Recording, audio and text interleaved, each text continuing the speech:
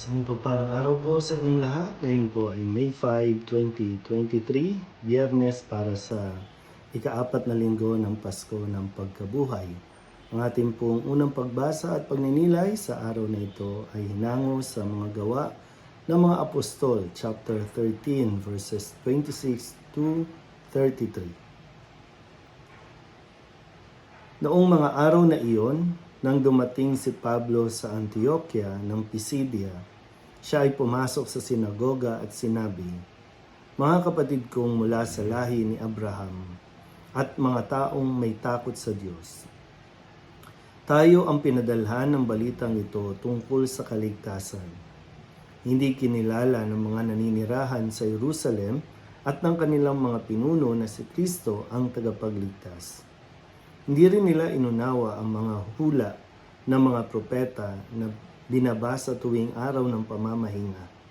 Ngunit sila na rin ang nagsakatuparan ng hulang iyon nang hatulan nila ng kamatayan si Jesus. Bagamat wala silang sapat na katibayan para siya'y hatulan ng kamatayan, hiniling pa rin nila kay Pilato na siya'y ipapatay. At nang matupad na nila ang lahat ng nasusulat tungkol sa kanya, ibinaba nila ito sa krus at inilibing. Subalit siya'y muling binuhay ng Diyos at sa loob ng maraming araw ay napakita sa mga sumama sa kanya nang siya'y pumunta sa Jerusalem mula sa Galilea. Ngayon, sila'y mga saksi niya sa mga Israelita. At narito kami upang ipahayag sa inyo ang mabuting balita. Ito ang pangako ng Diyos sa ating mga ninuno na kanyang tinupad sa atin ng muli niyang buhayin si Jesus. Ito ang nasusulat sa 2 awit. Ikaw ang aking anak, ako ang iyong ama. Ang salita ng Diyos. Muli po, isang mapagpalang araw sa inyong lahat. Ang ganda po itong mapagnilayan natin, itong bahagi na sinabi ni Apostol San Pablo nang siya ay nasa Antioquia, at ang sabi po niya ay, tayo ang pinadalhan ng balitang ito tungkol sa kaligtasan. Ngunit hindi kinilala ng mga nanirahan sa Jerusalem ang kanilang at ng kanilang mga pinuno na si Jesucristo ang tagapagligtas. Para ba sinasabi na napakaswerte nila dahil sa dami ng lahi na pwedeng panggalingan para matupad ang pangako ng Diyos na kaligtasan mula sa itong lahi ng mga Israelita. Dito sa mga Hudyo, pinili ng Diyos na magmula ipanganak yung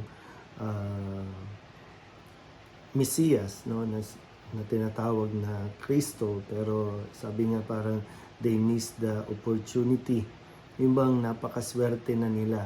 Parang ito yung gustong sabihin ni San Pablo, napakaswerte na nila na sila yung pinili na lahing pagmulan at ipanganak ang Kristo. Pero nga, ito po ang kalungkot-lungkot ay hindi nila tinanggap, kahit na sabi nga po linggo-linggo binabasa nila yung propesiya tungkol sa pagdating ng anak ng Diyos, kung sino ang anak ng Diyos, ano ang kanyang gagawin.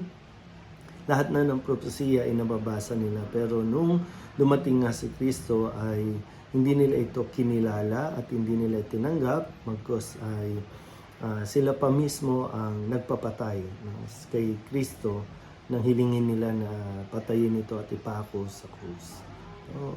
Parang ganun po, At maganda sa puntong ito na mapagnilayan din natin sa ating buhay na baka marami ng pagkakataon na binigay sa atin, pero pinalalampas natin at hindi natin tinuturing na biyaya, kung ano yung mga dumating na sa buhay natin.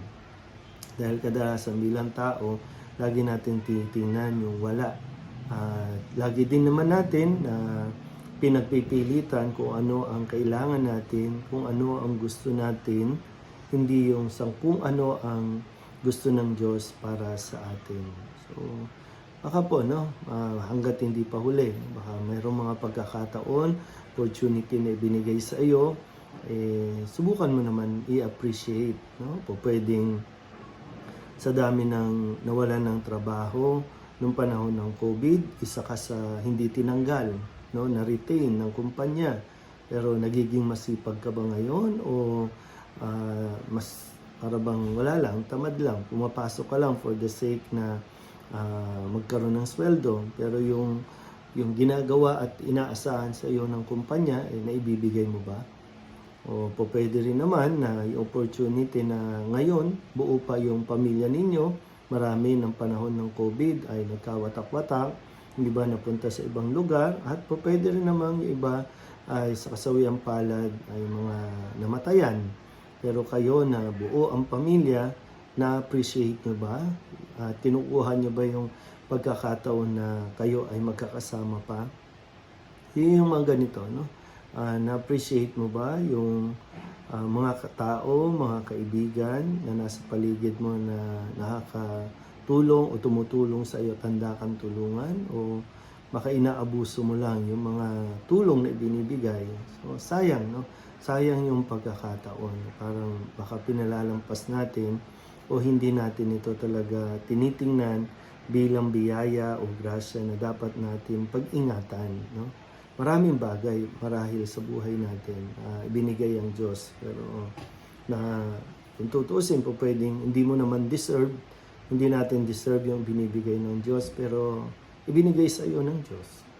Pero ano ang ginagawa naman natin? Paano natin ito pinahahalagahan? Paano natin pinagpapasalamat sa Diyos? Sana po, no, mapagnilayan natin sa puntong ito, lalo tigit sa paalala ni San Pablo, no, na kilalanin natin ang Diyos. Kilalanin natin si Kristo bilang Diyos ng ating buhay. Dahil marami po ang hindi pa nakakakilala kay Kristo, pero tayo na may pagkaunawa, naturuan na, nakapakinig na, nasa atin ngayon kung palalampasin din natin yung chance, no, yung biyaya na natatanggap, kumbaga yung pakiramdam na kilala at kinikilala rin tayo ni Kristo. Yun ay isang malaking biyaya na. Muli po, isang mapagpalang araw sa inyo.